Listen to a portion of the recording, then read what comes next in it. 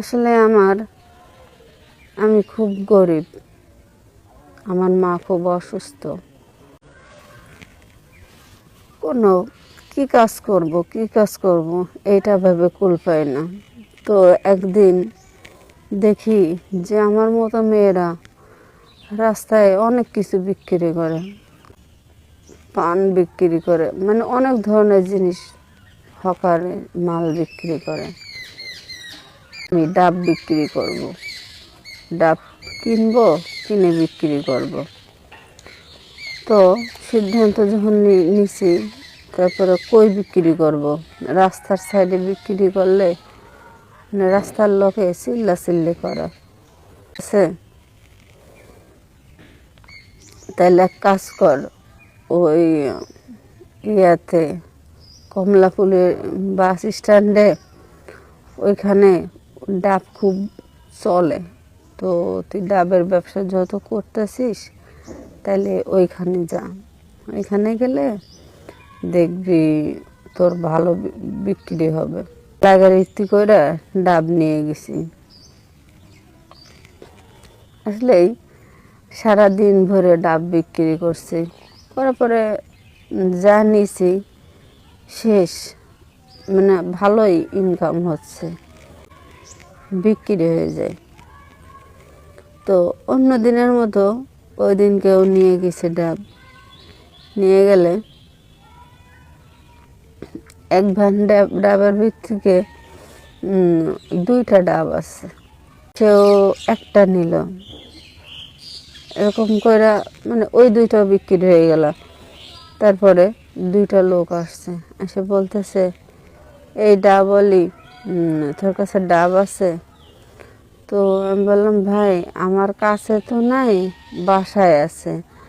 আসলে যেগুলো আনছিলাম না, ওগুলো বিক্রি হয়ে গেছে। বেশি না, বেশি বলতে আছে 10-12টা আছে এখনো। তো কয় 10-12টা যদি থাকে তাহলে তোর বাসায় যাব, ডাব কিনবো। তো বললাম, বাসায় যে ডাব কিনবেন? বলে হ্যাঁ। তা দরকার নেই ভাইয়া, তাহলে আপনারা আজকে যান, আমি কালকে সকালে ডাব নিয়ে আসতেছি, আপনারা তখন নিতে পারবেন। যে কালকে আমার কাছ থেকে ওরা 10টা ডাব কিনবে, এক একটা 50 টাকা। তো বলতেছে, তোর ডাব এত হস্তাকে? কই এই এই কিনবার চাই না ভাই, মানুষে কয়, কেউ কয় 20 টাকা, কেউ কয় 40 টাকা, কেউ কয় 30 টাকা। আমার 5 টাকা লাভ না হয়, তাইলে আমার এটা বেশি লাভ আছে। আর আমি তো এখানে পেটের দায় আসি।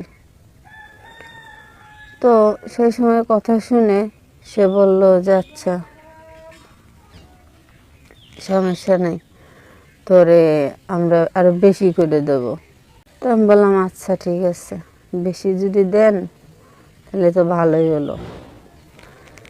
এটা বলার পরে যখন সে পরের দিনে আমি ডাব নিয়ে আসছি, আসার পরে আমার ডাব দেখে মানে ওনরা আস্তে আস্তে ডাবগুলো বিক্রি হয়ে গেছে। তাই বলতেছি, ভাই আমি তো ডাব আনছিলাম, আসলে আপনারা আসতে দেরি করছেন না, আর এই কারণে আমি বিক্রি হয়ে গেছে। আমি বিক্রি করব না, তাও ওরা জোর করে করে নিছে।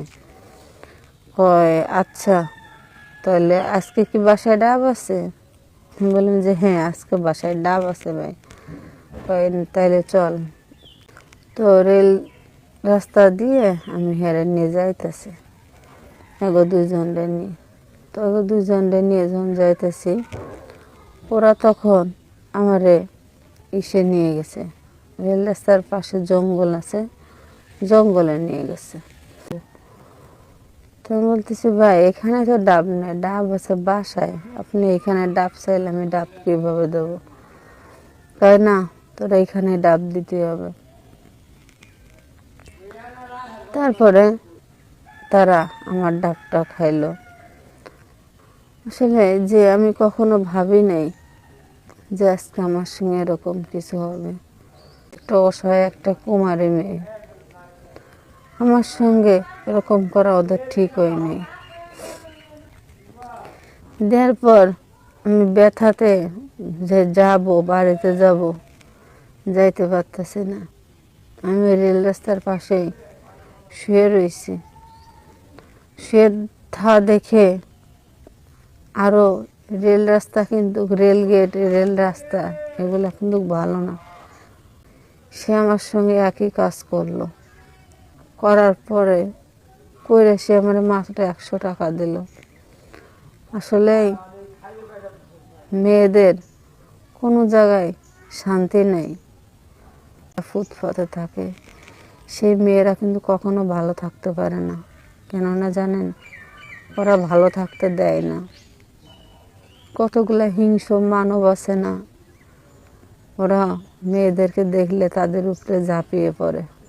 যে সে অসুস্থ, আমি একটা মেয়ে, বিয়ের উপযুক্ত একটা মেয়ে, রাত হয়ে গেল এখনো বাড়িতে ফিরলো না।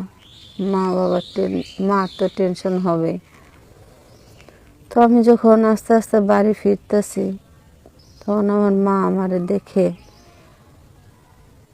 তারা হলো মা, আমাদের জন্ম দিছে, তারা তো আমাদের দেখে চিনবেই যে আজকে আমার সঙ্গে কোনো কিছু ঘটছে। তো আমার মা তখন বলতেছে যে এদিকে আয় তো, আমার কাছে আয়। তো গেছি, যাওয়ার পর আমার মা বলতেছে যে কি হয়েছে তোর, জন্ম দিস নেই, যে তোরে আমার চেনানো লাগবে না, আমি তোরে ঠিকই চিনি। এই কথা বলে আমি বললাম যে না মা, কিছু সমস্যা হয় নাই, নাও তুমি টাকাগুলা গুনে রাখো। তুই ডাব নিছিস 10 জোড়া, 10 জোড়া ডাবের দাম কয় টাকা? 50 টাকা পিস হলে 1000 টাকা। তাহলে তুই 1000 টাকা না দিয়ে তুই আমার কাছে দিলি 2100 টাকা। এই টাকা তুই কই পাইলি? আমি তোর আগে বিক্রি করছি ডাব, আমি এই ডাব বিক্রি করেই তোর এত বড় করছি, তোরে খাওয়াইছি, পড়াইছি। আজকে তুই আমার তোরা চিনাইতেছিস, তুই কি, তোরা আমার চিনানো লাগবে না। সব কিছু আমার মারে ভেঙে বেলানোর পরে আমার মা বলল, সেই কারণে আমার এত অসুস্থতাও আমি তোরে বাইরে বেরোতে দিই না, কেন জানিস? কেননা এই ঢাকা শহরে নাই, এই ঢাকা শহর খুব খারাপ একটা শহর। এইখানে মেয়েদের কোনো নিরাপদ নাই। আর মেয়েরা রাস্তাঘাটে বেরোনোর আগে তাদের জান হাতে নিয়ে বেরোতে হয়।